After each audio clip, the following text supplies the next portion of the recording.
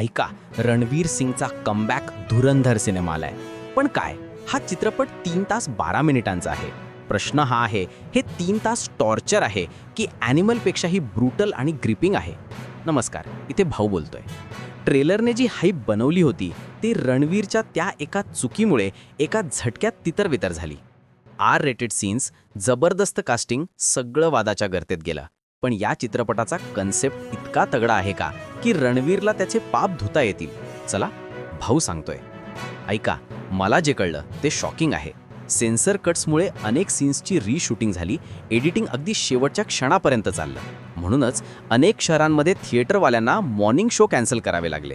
तुमच्या शहरातही show cancel झाला असेल तर आत्ताच कॅन्सल टाईप करा कॉमेंटमध्ये. बघू किती प्रेक्षक नाराज झालेत.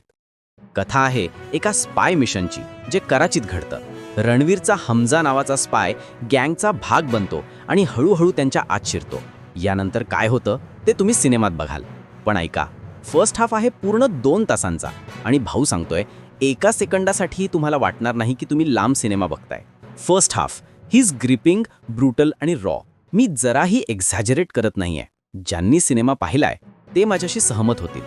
ॲनिमल आणि मार्कोमधले सीन यासमोर बच्चे लागतील. ब्रुटॅलिटीची हद्द या सिनेमाने ओलांडली आहे.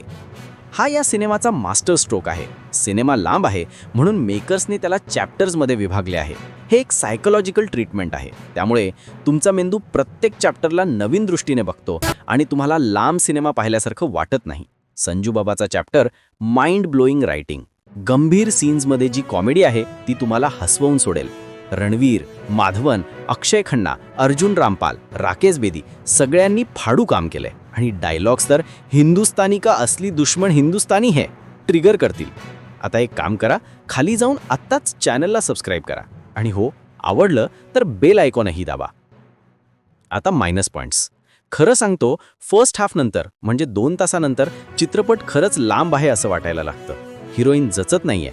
क्लायमॅक्स थोडासा खेचल्यासारखा वाटतो. आणि हो, हे लोक कितीही बोलले की बायोपिक नाहीये, पण पाकिस्तानच्या गँगस्टर्सची खरी नावं आणि रिअल फुटेजेस यात टाकले आहेत. मग खोटं प्रेझेंटेशन कशाला? क्रेडिट द्या. BGM गाणी एकदम टॉप क्लास. जुन्या हिंदी गाण्यांचा वापरही सीन्समध्ये छान जेलप झालाय. टिप आहे, सिनेमा संपल्यावर लगेच उठू नका. एक मिड क्रेडिट सीन आहे जो नेक्स्ट पार्टसाठी सेटअप करतो. आणि ऐका, हा चित्रपट A रेटेड आहे. शिव्यांची म्हणजे गालीगलोचची भरमार आहे. फॅमिली किंवा लहान मुलांसोबत बघायच्या आधी विचार करा. सगळ्या गोष्टींचा विचार करून या धुरंधर सिनेमाला माझ्याकडून मिळतायत 5 स्टार्सपैकी 4 स्टार्स. भेटूया पुढच्या व्हिडिओमध्ये. बाय.